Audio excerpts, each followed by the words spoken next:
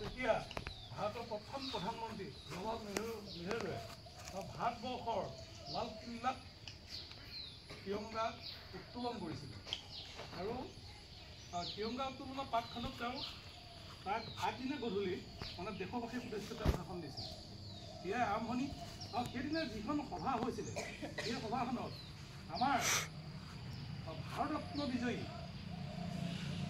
লতা মংগেশকাৰে গান গাইছিলে।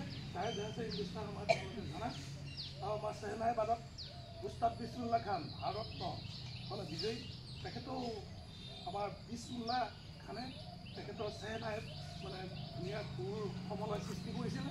গতিকে সমগ্ৰ ভাৰতবৰ্ষতে এটা আনন্দমুখৰ পৰিৱেশ ইয়াৰ সৃষ্টি হৈছিলে আৰু তাৰ আগ ধৰিয়ে প্ৰত্যেক বছৰে 15 আগষ্টত আমাৰ এই উৎসৱ পালন কৰা হয়।